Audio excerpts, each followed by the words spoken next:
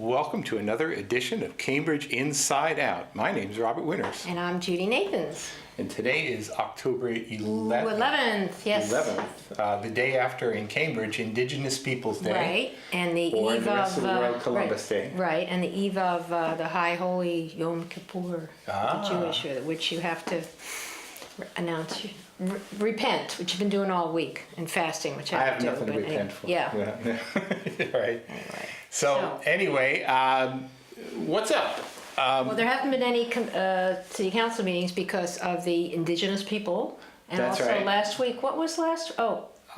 There was it was a religious holiday, I think, It was Rosh Hashanah? on the 3rd. It was, and which you're right. So it was. Columbus Day / The Jews Indigenous had something to do with Peoples that Day. too, right? Yep. Jews and Italians. It's a conspiracy. Right, it is, yeah. There we go. Now, I think since we are both devout Red Sox fans and baseball fans in yeah, general. this year I've been a little lukewarm because of the Cubs, I have to admit. But Right. Yeah. So in a way, Yeah. I'm going to choose to look Yeah. upon the Yeah. elimination of the Red Sox from the playoffs Yeah. yesterday as an opportunity to enthusiastically root for the Chicago Cubs. You would not have been enthusiastic? I would have been conflicted. Yeah, I would have been conflicted, but I guess I never really felt in my heart they could go all the way.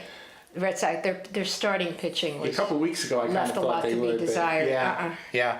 Anyway, yeah. So that was sort of tough to watch. So anyway, go Cubs. Yeah, 13 innings. I fell asleep. I think it got over 2 a.m. I found out, and they lost. But Yeah. so now it's 2-1. I love that. Was it the Cubs relief pitcher came in and hit a home run? No. Was it? Oh, did he do it too? Yeah. Well, No, Jake Arrieta, their starting pitcher, hit a 3-run homer in the 2nd inning. Was that the one that was just happening today? This was the other day. They brought in a No, it relief was last night. Maybe I'm thinking the night before then. Well, I don't know. If they can do that, Then their fate is definitely. yeah, because the National smiling League, on the them. pitchers have to hit. All right. Yeah. Now. All right, so let's back to more local. Well, actually, Something sad? one quick national thing.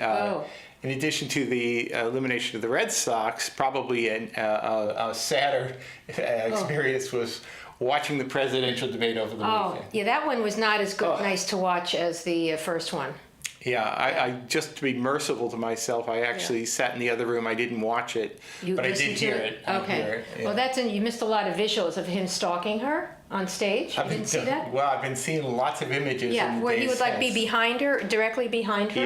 Yeah. And then he got into a fight with the moderator, Martha. Yeah, I heard that. So, anyway, for the good of the country, November 8th can't come soon enough. You're It's been right. such a national embarrassment. It is. It is it's a global embarrassment. Yeah, I mean, I would just love to be a fly on the wall in any other part of the world, just to hear what people are saying about us. They're saying it actually out loud a lot of places too, if you listen to things other than Fox, right? Yeah. Excuse me. So since we usually like to make announcements and things at the beginning of these programs, one thing I thought I'd mention just on the quick here was on Friday, since I worked down at MIT, this past Friday, down at MIT, they did a dedication of a building. Oh. They call it the sun. Every building at MIT has a number. Yeah, no kidding. So you need a map to figure out where they all are. When I was a graduate student there years ago, we were all in Building 2, or a combination of Building 2 and 4, right? And now that building got completely redone by the same architects, by the way, who did the Cambridge Library. Oh. And Behan Associates. Oh. And where is it? Have I missed it? It's actually down by the river. Is it on Memorial? Most of it, you wouldn't see it from the outside, except they put a new top floor on top of it. So you can see that from the river. It's sort of a glassed-in top floor. Okay. It's actually pretty spectacular and kind of funny to hear the story because apparently the new top floor is not symmetrically located on the building. Oh. And the reason for that is that if it was just 2 inches further toward the river, they would have had to go through a very complicated regulatory process because it was within a few hundred feet of a river, which is kind of ridiculous when it's being built on top of a building that's been there for 100 years. Yeah. So that's why they built it the way they did, which I thought was kind of a funny story about regulation gone crazy. But it was a great event. A little somber for some of us because I kept my memories of my old office mate Peter Greenberg kept flowing back to me. He's gone. He passed away actually now over 20 years ago in a bicycling accident in France. But I don't go back there very often. But when I do, it was like really flowing over me. It was really interesting. Kind of tough. Actually, the person who's the current chair, because this is all where the mathematics department is located. The current chair is, he's the chair of the mathematics department at MIT. But back when I was a graduate student, he was an undergraduate and he worked for me. Wow. so it's building 3. Is that building the actual 2? Building 2.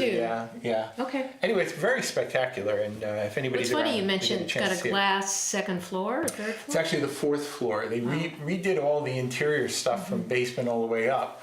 And up to the 3rd floor, and then they just added in a glassed-in one, and then these really spectacular spaces for graduate students. Because you get a view of the river, then you get beautiful views, and it's just incredibly good collaborative working space. I bring it up because I get Dennis Carlone's newsletter, and he mentioned his criticism of the plan for the Curious George building, and it had something to do with he didn't think the glass. If you look at the drawing, it's glass on the top floor that they're putting it all across the avenue there, which doesn't really fit in well with the and that's I think his argument. So I'm curious if that's the thing that people do now. I'm not as sympathetic to what some people are arguing about the sort of the mallification that the Curious George corner would be sacrificed to turn into an entryway. That glass kind of feels like it would be like that. Yeah. I mean, a good resolution is if Curious George could move around the corner someplace and still be there. Well, the building itself though is going to stay the way it is. Right. But when Urban Outfitters, which is part of this whole complex, that always seemed like a crummy mall store to me anyway. Yeah. So, somehow the fact that it's being altered to some degree doesn't bother me, but again, if you look up from the street and instead of seeing something looking a little more classic, it just looks like a little too empty. I don't know. I haven't followed that, but I was just curious since you mentioned it. Actually, Dennis Carlone and we've had conversations and talking about some of the Mass and Main project that's coming to Central Square soon enough.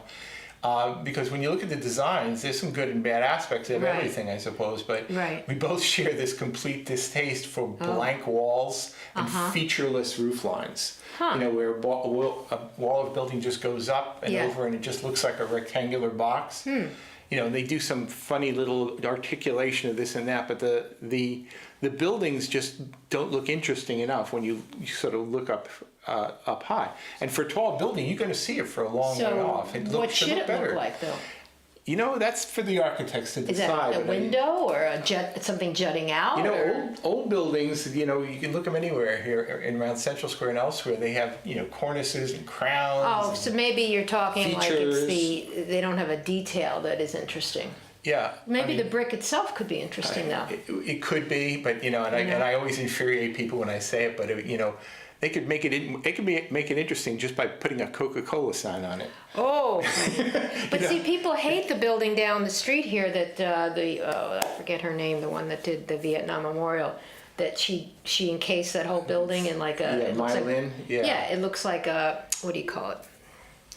Filigree. Yeah. People hate that, but I like it. My no, you don't like that either? Welcome to Cambridge architecture. Well, it is Cambridge. It's buildings, and there's so much development going on. You got to talk about it. It's true. Actually, so you don't like that? I find it a little imposing, that big stone curtain wall that they put around that building. Yeah, but at least it's sculptural. It's interesting. Artistic. It's interesting. What I don't like about that building is these sort of foggy glass windows. It looks like the glass is sort of fading. Like when you see those old double doors where the seal is broken and it starts to cloud over. Okay, I haven't looked that closely. These are like pre-clouded. Interesting. They look shabby. Well, maybe they don't want you to see in. Maybe that's what it is. I don't know. Yeah. So. All anyway, right, so what else? You can't live in Cambridge these days and not become at least a little bit of an architect. Right. Like this, right? Well, we're gonna. Yeah. We all have to respond to what we see. It's the building and then the use of it. So maybe that's not right now because you have some stuff on I wanted to talk about the Foundry building. Yeah. Yeah. Actually, let me make one quick announcement because I've seen it recently. Is that there's one board and commission, new one. We're not going to give you the whole list here. How come I didn't get that? I guess because I just saw it today. They just Yeah. sent out the press release, and I saw something in the recycling newsletter that goes out I didn't read about they're looking That's for why. people Yeah. who might be interested in serving on the recycling advisory committee. Which both of us have done. We were on there 20 for a plus long years. time. Yes. And You were an original. I was an original. Yeah. So that's November 10th is the deadline to. What do they do? They apply. just, I think don't they go through the city manager? Well, Or just go straight to them, As you I like guess. to point out, the individual departments or existing boards will advise the city manager Right. on appointments That they- often, though right. not always.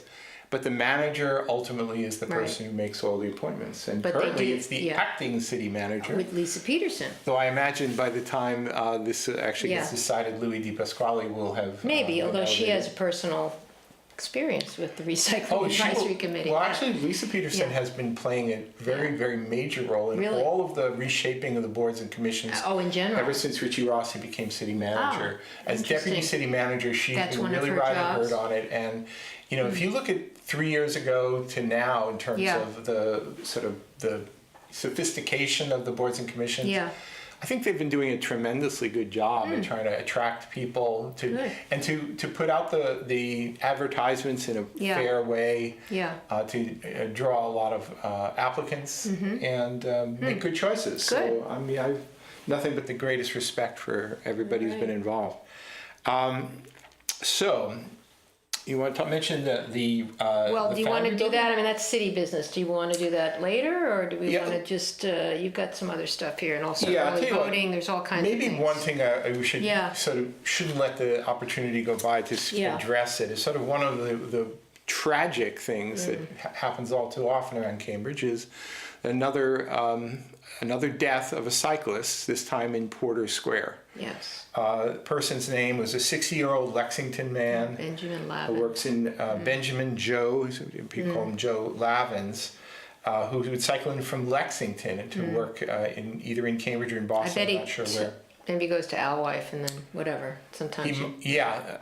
But the thing is, it's a really nice ride to ride in from Lexington on the bike path. Maybe that's what he and does. That's a real Sounds like he's possibility. been doing it for a long time. Yeah, he actually really took it up. I think I read something from a friend of his in 2014 in earnest. Oh, And so he's it's not too really, long really ago. been loving doing it. He was 60, right? Yeah. And as one might expect, the moment we even heard of the death, before we even heard who it was, everybody was already offering lots of, solutions. Yeah. It's a vigil tonight, by the way. That's right. I think it's 7:30 for those who are interested. Oh, it's up not at till 7:30? It's at 7:30, I believe. Porter Square. They do a pretty somber thing, but it's also a very nice thing in ways. Where they dedicate what they call a ghost bike, which is a bicycle painted or White, covered all white, at or near the site where a cyclist has been killed. It's kind of appropriate because of Yom Kippur, you do wear all white. Yeah. I think he may have been Jewish too. Yeah. So Wow. So anyway, that's tonight at 7:30. So we don't know, those interested. but we don't know what the one of the- details of the accident. It was an 18? Well, it's an 18-wheeler. It's an altercation with a truck. Yeah. One of the things that's frustrating, though I completely understand why this is the case, because there are lawsuits and civil matters and things. Yeah. It's been very difficult to get a full police report on either that death or the death of Marcia Deal Really? over in Whole Cambridgeport, Foods, which yeah. is now 2 years ago? Long time. Or a year and a half or so. I thought that was more clear cut. Not really clear cut because if a cyclist comes dodging out of a parking lot, in that case it would have been perhaps sight lines obscured by snowbanks at the time. That was the case with Marcia. Who was it during who I knew, who was a friend. It was during the snow. I didn't know that. Yeah, it was the first sunny day after a long time, Okay. and I remember it well because I was actually chatting with her on Facebook right before she went out and died. Wow. So it kind of hit home.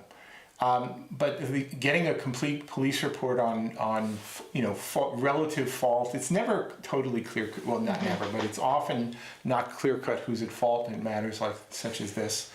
But if people are trying to find out ways you can improve things to prevent tragedies, it's pretty good to know what really happened. We had the death in Inman Square, which is this past June. Yeah.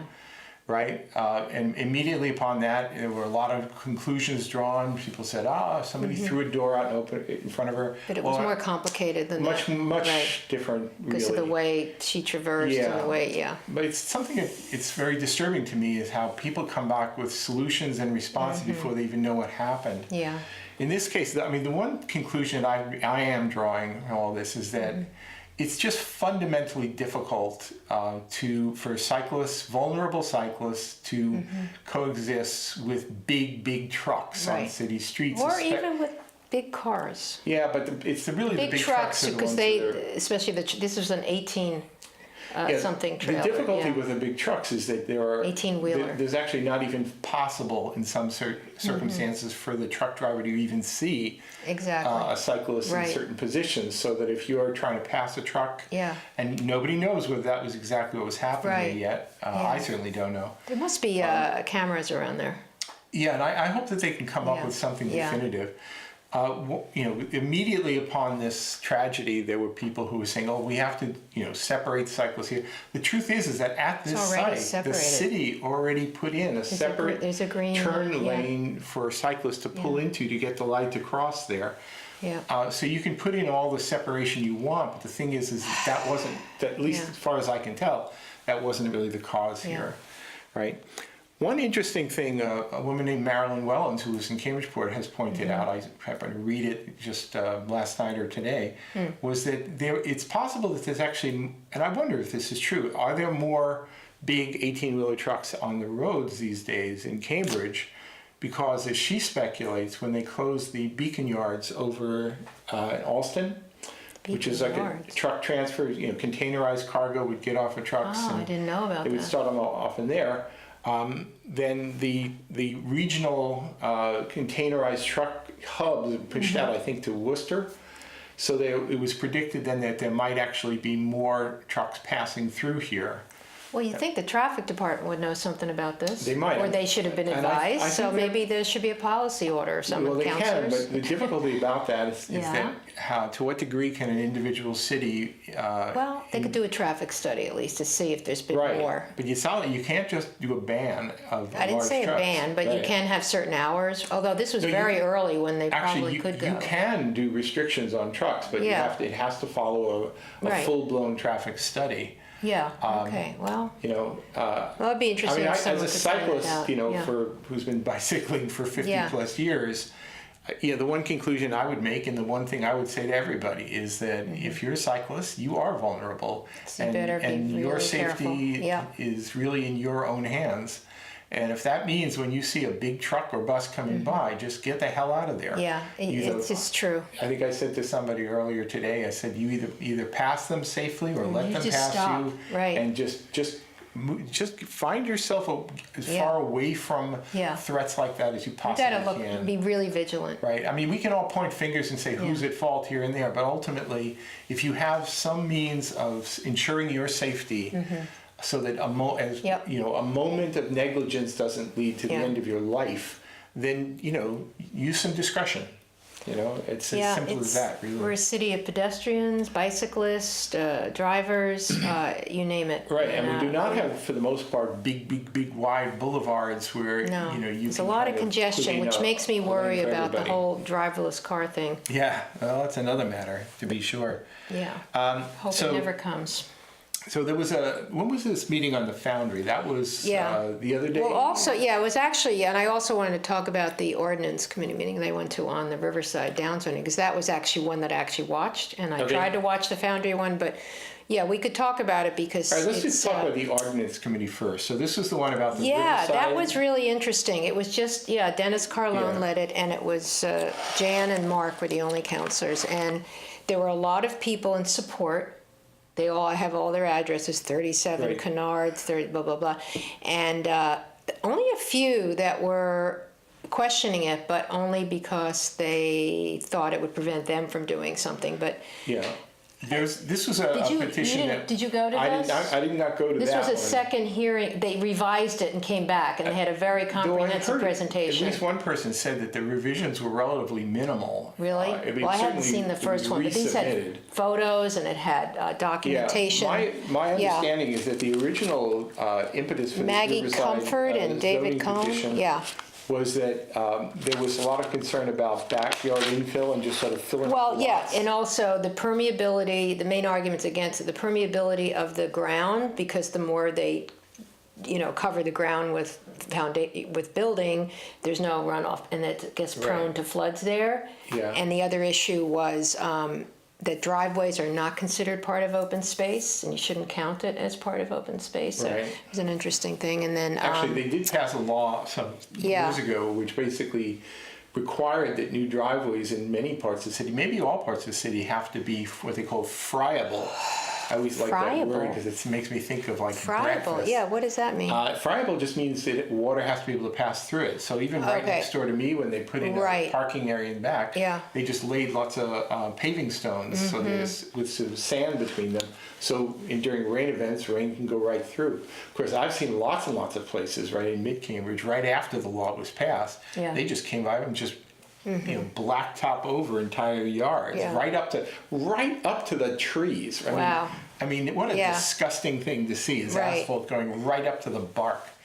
But there's one over by Dana Street in Broadway. I can show you that. And they also said the foundations are getting eroded due to something, I guess all the activity. But I think it's a touchy issue because I have been down there, and it's not just building onto your house, it's building separate units, and they're each going for $1 million. I know the real incentive. I actually know. I think there's a lot of money, and they just want it to be like Cambridgeport, which I guess has C zoning. Yeah, Cambridgeport, Riverside. I mean, Riverside especially sort of has this kind of. It has more density than any other part of the city. They said. It's very bohemian kind of feel. A lot of those little kind of weird curvy streets. Right. Saying, there's a lot of incentive, I think, for people to glom more and more in there. So there'll be another, the planning, is it the planning committee, the BZA, or somebody's coming back with furder recommendations. I'm somewhat sympathetic to their concerns. On the other hand,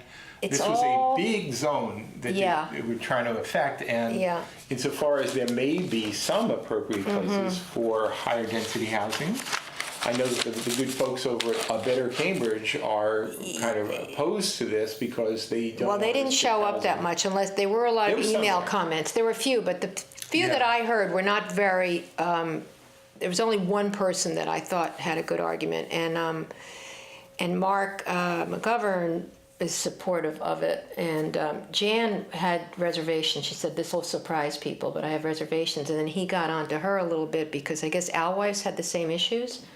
Yeah, that's her area, but Alewives sort of different in that in many respects. Are they against density? Well, the problem, the big difference is you take a place like Riverside, it's largely built up already, and so you're talking about backyard filling in. Whereas Alewife was just blank slate because it was largely. And it's high rises that are getting built. Is that what they're objecting to? I think primarily it's just these very high density structures being built on relatively.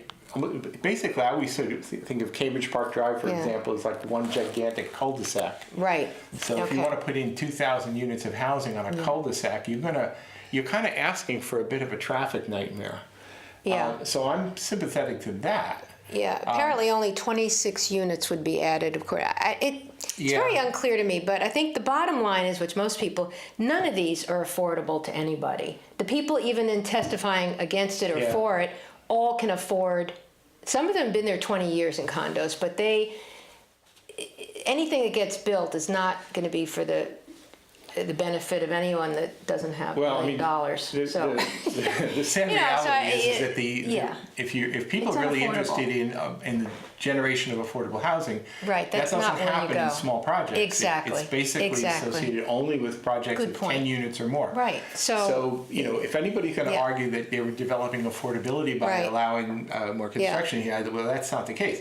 I mean, maybe you just want to allow housing because you want to allow housing, but Right. shouldn't argue in terms of affordability. Right. I mean, maybe flexibility. Certainly, if you own a building and you want to put a little extra addition on there, you don't want to have zoning be so onerous as to Right. make reasonable things Right. so difficult. But This amazed me. 9,000 units have been built since 2012. Yeah. Where? How are they? Are they the big high-rises that are on either end of Cambridge? basically, East Cambridge and Alewife are And so some of those have inclusionary units, and some are maybe affordable, but all most of them are have not. inclusionary units. But the predominance is not. It's Affordable, it's market probably, rate. it's Yeah, market rate, But that's, so- that's the only way you legally can. I know. So anyway, So it's an anyway. interesting thing. Yeah, no. So it's keep away. definitely- There will be another hearing, I guess. Oh, Yeah. actually, October 25th. They basically said it should stay in committee, and October 25th is a new presentation by the planning board, so we'll get it in your calendar. All right, we have absolutely. Okay. Well, we've got a couple minutes here. Let me Yeah. just Oh, sort of right. say This one is thing going that's by on the quickly. kind of an announcement relating a little bit to the elections, but Cambridge Community Television, Oh, right. CCTV. You're gonna be there. That's us. I'm going to go there too. This is on October 22nd from 10 a.m. to 2:30. They're having Really good a panel. conference on media and the elections. Right. It's a great panel, Yeah. Including our own Jim Browdy, Right. Chris Dan Ferrone, who's Kennedy. from Yeah. Big Boston, Dan Kennedy, Dante who I've known Ramos. forever, Yeah. it seems. Yeah. Dante Ramos, Renee Graham, columnist for the Yeah. Boston Globe, and a number of others. Even if it weren't for the sort of good array of journalists that are going to be there, Yeah. these things, for people who are interested in this kind of business, I guess we sort of are Yeah. interested in this Yeah. kind of business. These are actually great opportunities Yeah. to meet and chat with people. And they did this once before, maybe not with this kind, but remember they did I something a went to couple one. years ago with Yep. like online journalism. Yes, It was excellent yeah. at the library, Yeah. so So Great opportunity. I'm particularly no excuse unless you're canvassing for Right. Hillary in New Hampshire. That's right. So that's Okay. October 22nd, 10 a.m. Right. to 2:30 At the Cambridge Public Library, right. I think I don't know if you have to sign up in advance. You may. You could. You can go to but the it's site and do it. Easy to Yeah. find, and come on up. Yep. We'll chat. I All think right. they may provide lunch too. Oh, Which would I be didn't know nice. that. But don't come just for the lunch. No, I forgot about that. Come for Cool. the thrilling conversation. Yes. Right. Anyway, so that's coming up. So. Okay. Anyway, we're down to our last few here, so Well, we can talk about maybe the Foundry Yep, meeting. we'll come back in a few secs here and plenty more to talk about. Okay. So until then, this has been Cambridge Inside. Out.